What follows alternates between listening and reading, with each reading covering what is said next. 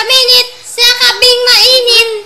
Wait a minute, sa kaping mainit. Wait a minute, sa kaping mainit. Copycat! Part 5! Habang si Maykay nandun na sa kalsada, naghihirap.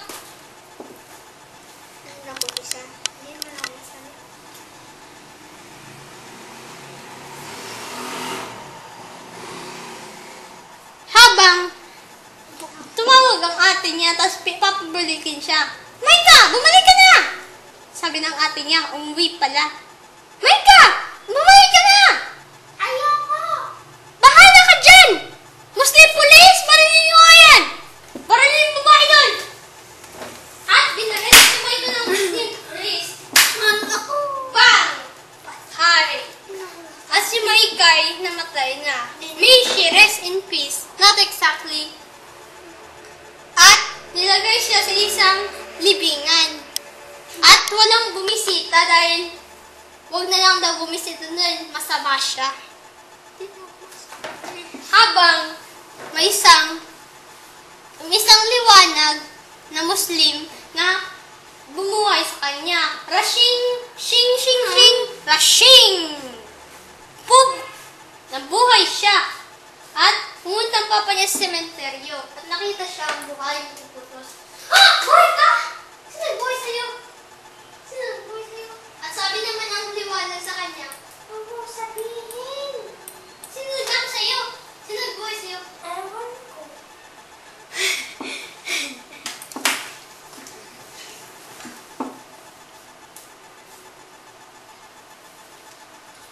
At si Maykay bumalik na sa kapihan. Mayka, magtrabaho ka! Nagtrabaho si Mayka.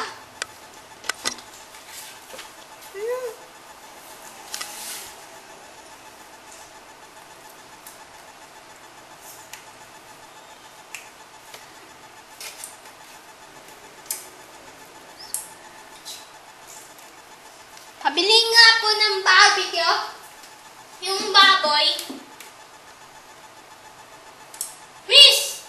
Malis naman. Mayka, pinayos mo ang customer! Hindi naman po eh. Siya lang ang umalis. Hindi siya naghintay. Ilang hiya ka? At sinuntok ulit siya.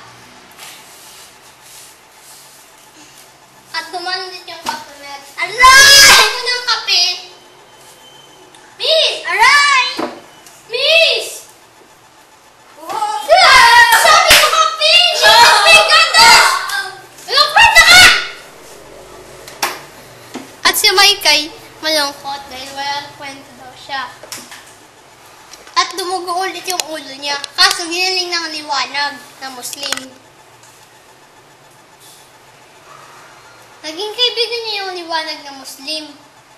Kaso napatay siya dahil pinatay ng papa ni Mayka dahil tinaponan ng tsinelas. Ano ba to? Wag! Wag! At namatay ang liwanag na Muslim. Habang si Maykay umiiyak.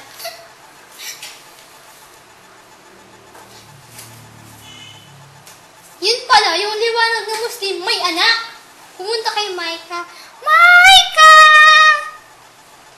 Mayka? Punta ka sa kapihan. Ako to, anak ng liwanag na Muslim. Bakit? Dito ako para suportahan ka kung nasugatan ka man o namatay. Kaya bumalik ka na lang. Basta itago mo lang ako. Ako na lang ang huling liwanag na Muslim. Oh, sige. Punta tayo sa kapihan. Eh? Itago ko daw.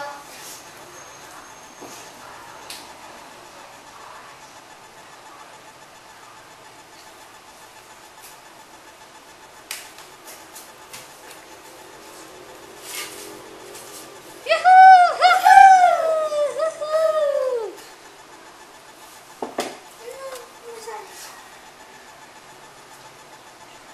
Mayka, anong ingay niyan? Ako po. Parang bata ka.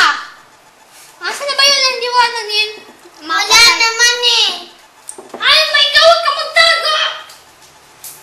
Dito ako para sirain yun. Nasa liwanag? Sige,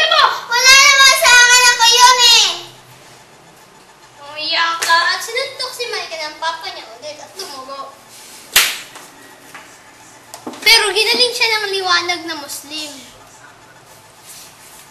Aha! Yun pa daw! May liwanag na Muslim ka, no? Ay, naku, wala na nga. Umalis na. Pero kung nakita mo, bigay mo sa akin, ha? Apo? Iyon pala, itong mga, ang mga ka-open center.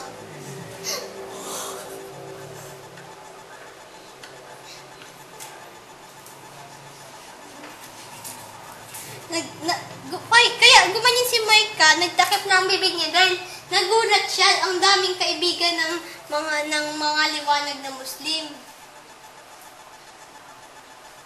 Tapos bumalik si Micah sa kapihan. Micah, magtrabaho ka!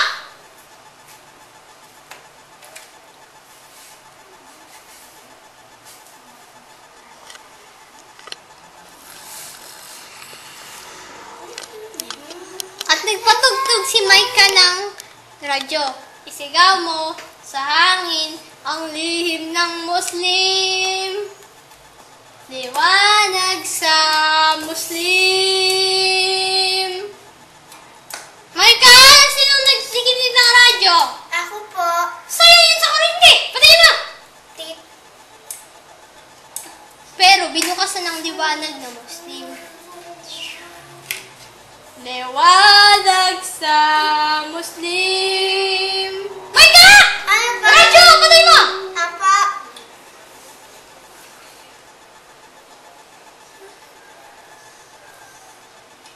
At gumagalaw yung libro at natakot si Micah.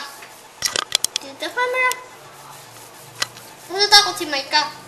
Daddy? Yun pala yung itim na liwanag ng Muslim.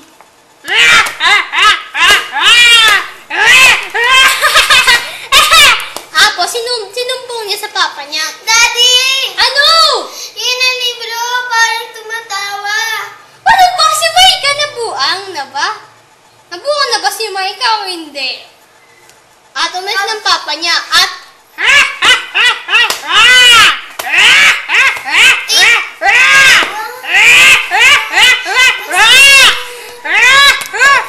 pinatay ng liwanag na itim na liwanag na Muslim ang radyo at sinira.